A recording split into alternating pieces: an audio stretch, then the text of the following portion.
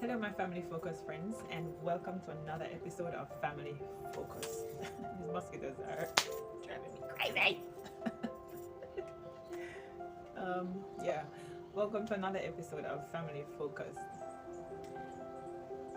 I hope you guys are doing good. I hope you guys are staying focused on the important things in life and to you, because we all know things that are not so important tends to be louder and way louder than the things that are important.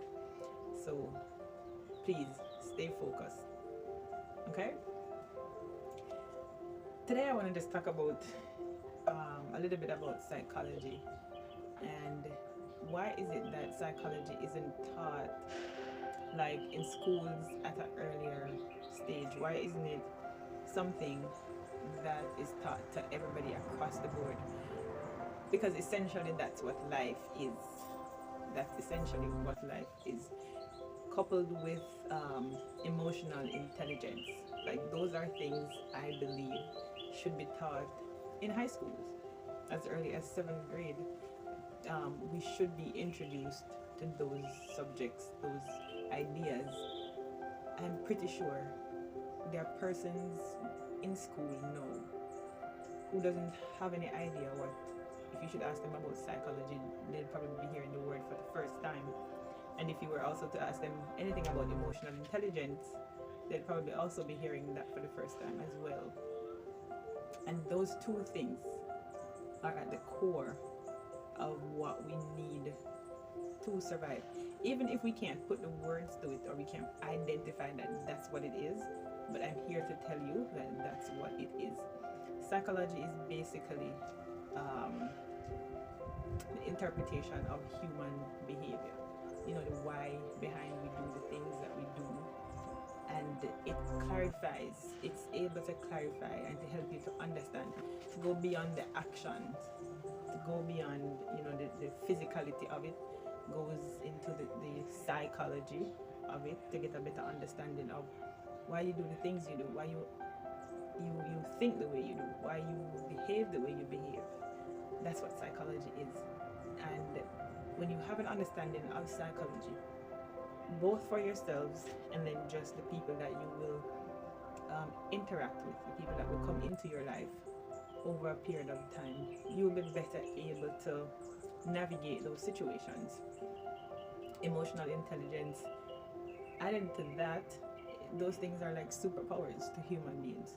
When you're able to psychoanalyze an individual or psychoanalyze a situation, and then you have the emotional intelligence to navigate the situation. So instead of, if you find yourself in a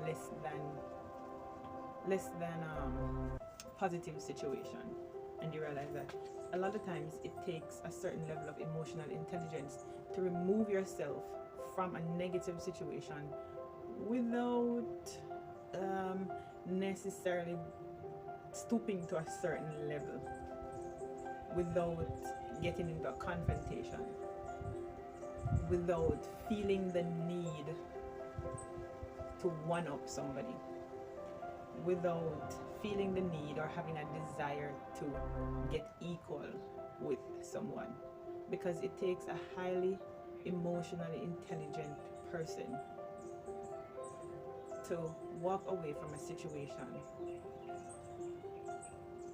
knowing that, you know, they were wronged or whatever the situation is, it's not the ideal situation or whatnot.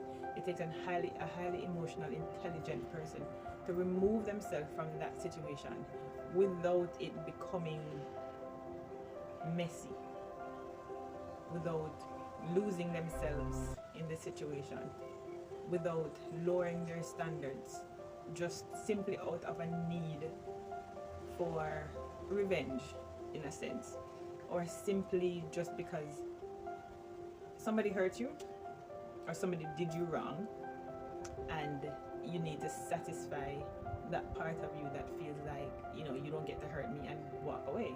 I need to, you know, even the scores. It takes a highly emotional intelligent person to be able to just walk away from that situation without feeling like they've lost anything, you know. And then you need the psychology to understand that it is okay to do that.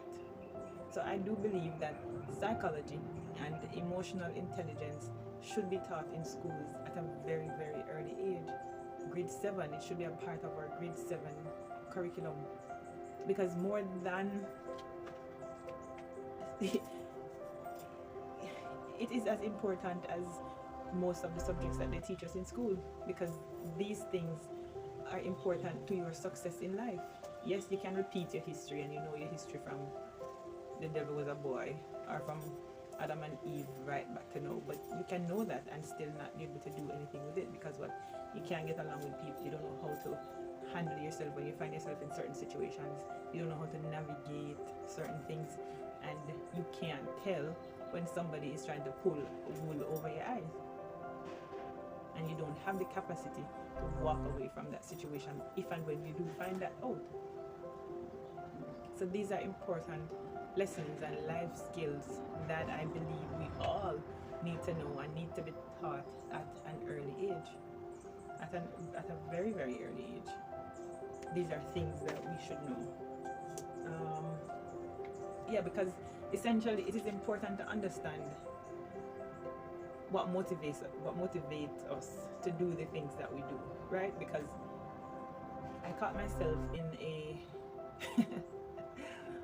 this is going to be a little embarrassing, but I'm going to share it anyway. I caught myself in a thought loop earlier. So I recently came out of a relationship, and I have been struggling to move on from the relationship. Not that I miss anything, but I have been struggling to move on. And then I'll find myself just up and down between thoughts of just all kind of thoughts, and that takes like a lot of strength emotionally to really just stay positive, because as I mentioned earlier, you know, you have the revengeful thoughts, you have the get even thoughts, you have, you know, all of those things, and you need to be able to balance those out. And so you recognize that you weren't comfortable in this situation, and you couldn't have become comfortable in this situation because deep down you know that you deserve better and you deserve more. You want better, you want more. So there's no way you could have become comfortable in this situation. So that's one part of it. So you move on, you know, you end the relationship, you move on and whatnot, but that emotional connection, if it was real any at all, if you really were involved in this, like genuinely involved in this relationship, there's going to be some degree of emotional attachment. So there's that, it's like the residual thing that you have to work through, and it takes you however long it takes you, but that's the part of it. Physically leaving is not the hard part, it's the emotional residue that is the hard part. And so I caught myself thinking like, oh, you know, I can't wait to run into this person, and you know, when I'm all doing better and I'm, you know, and I've moved on and I'm no longer, you know, whatever, I can't wait. And then it dawned on me that if you're hoping to do better than this person, how is it that you're also hoping to run into this person? Because if you're hoping to do and you desire to do better and to elevate your status and to have better and different experience and to be with somebody that is totally different from this person, how is it that you're hoping to run into this person? See, so that those are conflicting thoughts, those are conflicting emotions. Because if you're doing better and you've elevated your status, then the two of you should not be running in the same circles at all. So you shouldn't be there shouldn't be any chance of you seeing him or her, because if you're elevating your life and if you're elevating yourself and elevating your status and you're hoping to find your dream partner who's just gonna be so awesome and whatnot, you shouldn't be running into this other person. So those are two conflicting thoughts and emotions and signals that you're sending out into the universe. You want to move on and you want better, but yet you want to run into you want to run into this person. You can't have your cake and eat it. So you need to make a decision, and this is all a part of the healing process. And I'm absolutely happy that I had this realization, because what I didn't realize that with that thought, I'm also still holding on to the past. Even though I'm telling myself that I want better and I want to do better and I'm going to do better and I'm going to this, but subconsciously, I am still holding on to the past. Yeah. If you're going to be doing better, this person should be nowhere in your area code, in your zip code. And you should be okay with that, because you are doing better. If you are running into the person, it means that you're not doing better. It means that you're at the same level, you're at the same place, you have not grown, you have not changed anything, and that is why you keep running into the person. So these are the reasons why I say psychology and emotional intelligence, these are very important, because that's what that is. That's what those two things are. It's the psychology of just why. So you think you're moving forward, but you're really not. I'm really not moving forward. I'm still stuck in the past because I'm hoping to run into this person. Why? When you're moving forward. Yeah? So yeah, that's it for me for today. I hope I would have shared something of value, or you would have understood something I said and I wasn't just rambling.